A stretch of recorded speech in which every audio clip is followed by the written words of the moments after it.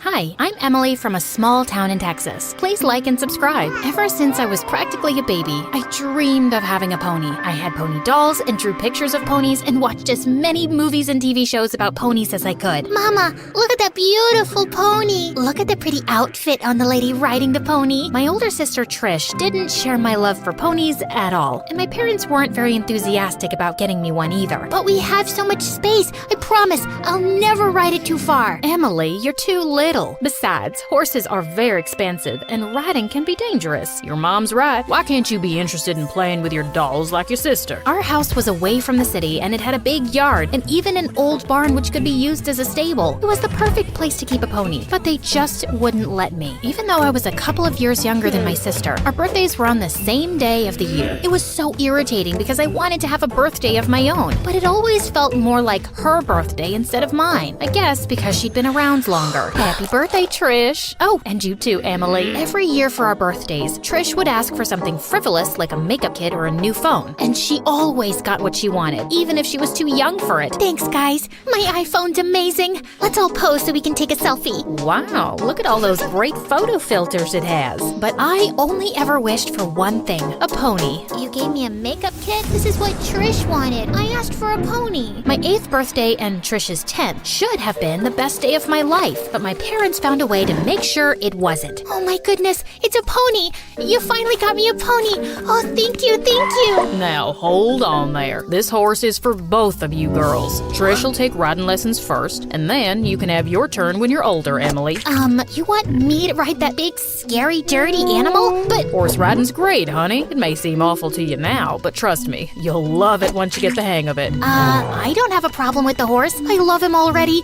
Just tell me, when's my turn? While Trish takes riding lessons, you need to care for the horse so you learn how to be responsible because you're so little. So maybe in a year or two. In a year or two? That's so unfair. Trish didn't even want a horse, and she gets to start riding right away? I felt like Cinderella, cleaning up and preparing the feed for the horses for more than a year while my sister rode around like a snooty little princess. Trish actually got pretty good at it, and after her first year of riding, she started entering into competitions, and I still hadn't gotten my turn. I was so tired of this, so one night I decided to take things into my own hands. I snuck out late and saddled the horse, then climbed onto it. Giddy up, let's go! Yay! But no sooner had I made one lap around the yard that Trish ran out in front of us. What are you doing, Emily? You have no training, you'll hurt yourself. Whoa, horsey, calm down, boy. But the horse was really agitated and he reared up and threw me off. Trish let out a shrill scream and my parents came running out. What's going on here? I looked up at Trish, my eyes pleading with her to side with me and pretend like she was the one who'd taken out the horse for a ride. But of course, she did not. Are you crazy? You shouldn't have been riding without taking lessons first. It's dangerous. You were out here riding, Emily? You could have been badly hurt. How could you sneak out like that behind our backs? If you had let me take lessons in the first place, I wouldn't have had to sneak out. You're clearly still not responsible enough to start riding. What? What are you saying? I'm saying we should wait at least another year for your lessons. No, you're the worst. I'm not gonna be my sister's maid forever while she gets to live my dream. You don't have a say here. You're still a child. She was right. I had no say, and my tantrums went ignored. Even though I wasn't allowed to ride, I still loved that horse, so I kept taking care of it and watching my sister from behind the scenes, competing in rodeos and winning big, shiny trophies and medals. One day, before one of Trish's rodeo competitions, I was brushing down the horse and singing to it when suddenly this boy who was one of the competitors started playing along with his guitar. I was a little embarrassed, but it was magical at the same time. Hey, I'm Josh. I hope it's okay that I just started playing. Your singing was really pretty and I just couldn't help myself. No, it was perfect. Usually horses are my only audience, but I liked having someone else to sing to. He was a couple of years older than me, but that didn't matter. I could feel the connection between us. It was like electricity. If you want, I can teach you to play guitar. Oh, that would be wonderful, but I couldn't ask you to do that. I'm sure you're very busy. You didn't ask. I offered. Besides, you tend to meet the same people a lot on the rodeo circuit, and I'd like to look forward to meeting you in each new city. Spending time with Josh and learning to play guitar was so much fun. I almost didn't even mind my parents ignoring me or being my sister's servant anymore. anymore. Well, I did, but not as much. When I was 15, we went to a huge rodeo in Nashville. I'd never seen such big, beautiful stages and sparkly costumes in my life. But it all turned out to be a bit overwhelming for Trisha's horse. While she was doing a rehearsed routine during the opening ceremony, the bright lights flashed right in her horse's eyes and blinded it, and the loud voices over the stadium speakers frightened it even more. It started to panic and act up. Watching from the sidelines, I suddenly had an idea. I grabbed a mic and rushed out onto the arena. Emily, get back. It's too dangerous. What are you doing? Emily, you'll spook the horse more and get Trish hurt. I started singing a country song I'd written myself, and the whole audience went silent with breathless anticipation. The horse almost immediately started calming down at my voice, as if he was entranced by it. And when the song ended, the audience erupted into cheers and applause. I was requested to sing another song, and everyone loved it. After the rodeo was over, a man in a suit approached me. Hi, Emily. I'm a big record executive here in Nashville,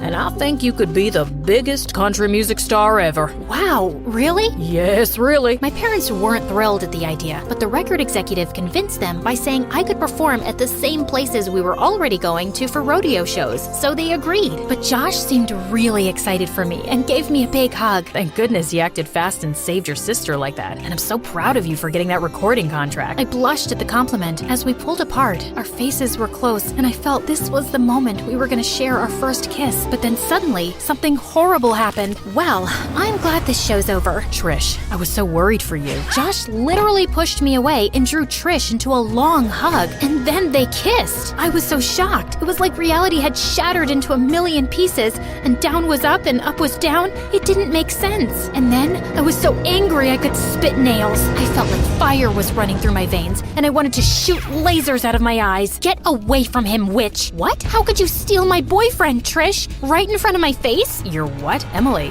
when did I ever say I was your boyfriend? You implied it. I mean, I think you did. There's clearly a connection between us. There's clearly been some confusion, but I don't want to get in the middle of sisters. I don't think I can be around either of you. I'm sorry. Josh, wait. I hope you can both work things out. Goodbye. As Josh left, I turned furiously to Trish. Haven't you stolen enough from me already? Did you have to take him too? She just gaped at me like a fish, like I was the one who'd done something wrong. I cried all that night, and I refused to talk to Trish for months. Fortunately, singing and writing songs kept me so busy that I didn't have time to keep dwelling on how Trish had betrayed me, and I poured most of my anger and hurt into my lyrics. I recorded my first album, and when it was released, it debuted at the top of the charts. I was famous overnight. My face was all over billboards, and people were always stopping me in public to get my autograph. I even started a vlog on social media and instantly got millions of followers. By the time I was 16, I was world famous and had more money than my parents ever had. So I decided to move out on my own. My parents tried to stop me. I forbid you to move out. You are still a child and too little? You've been telling me that my entire life, and it's never been true. I am not too little. I've achieved big things and have even bigger dreams. I have my own money now, and I'm gonna live my own life exactly the way I want. As long as you are still legally a minor, you're living under our roof, under our rules. That's what he thought. By that time, I had my own agent, manager, and legal team. They helped me get legally emancipated. I bought my own house, and I finally had a beautiful horse for myself. I paid for my own lessons and even rode the horse during some of my live concerts. Months later, my latest concert tour brought me back to my hometown. After performing on opening night, I walked out of the venue's back entrance to find a girl crying in the alley. It was Trish. Trish, what are you doing here? Emily, I wasn't expecting to run into you. Strange, because if you didn't want to run into me, you shouldn't have come to my concert? And why are you crying? Not that I care, I'm just curious. I came because I wanted to see you perform, but seeing you on the stage and living out your dreams just made me a bit sad. Mom and Dad are making me go out on the rodeo circuit again. What an ungrateful diva. She'd gotten everything she wanted, plus everything I wanted. So why are you complaining? I had to go find another dream because